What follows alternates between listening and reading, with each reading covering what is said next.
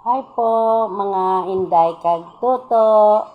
Ano, ngayon naman po ako nakapag ng video, no? Kay, siyempre, alam niyo naman si Inday Gamay, laging busy, no? Ito po ay yung dagdag paninda ko po. Mga frozen food po to. Kagaya nito, yung Vita Sweet Ham.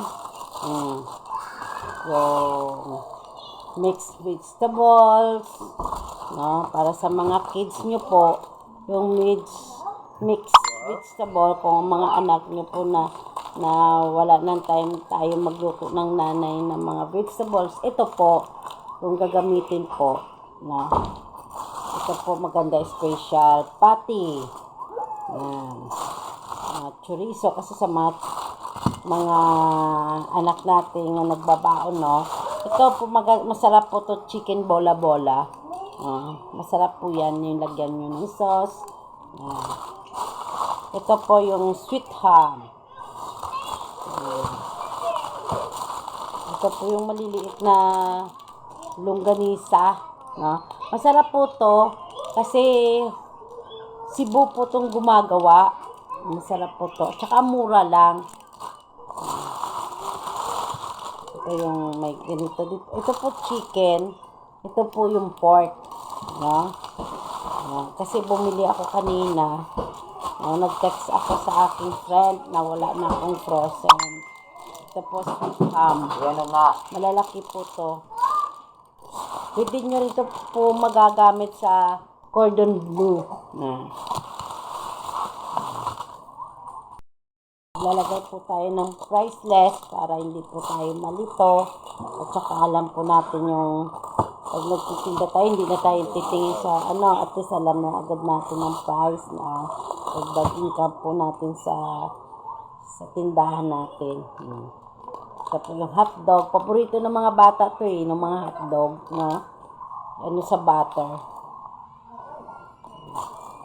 Pag nagluluto po kayo ng hotdog, mas maganda po yung nyo po, steam nyo muna siya, tsaka saka nyo siya ilagyan ng ng butter. Mas masarap po. Mapapadami pong kain yung mga anak nyo.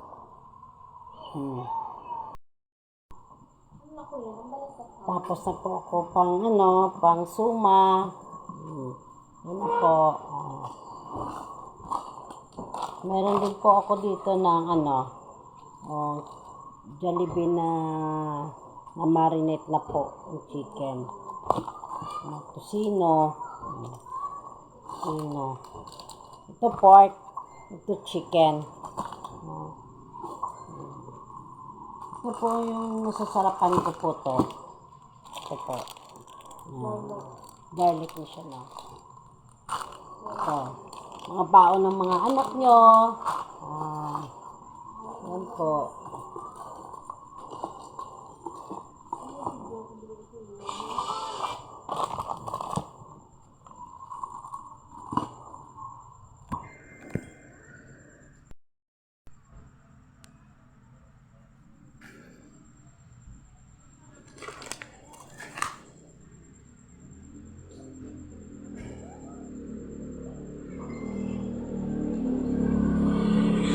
Pag ito po, gulay po to.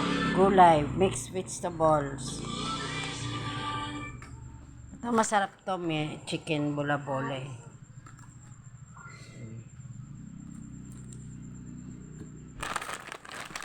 Ito dahil masarap din to tayo. Sa bawan. Masarap to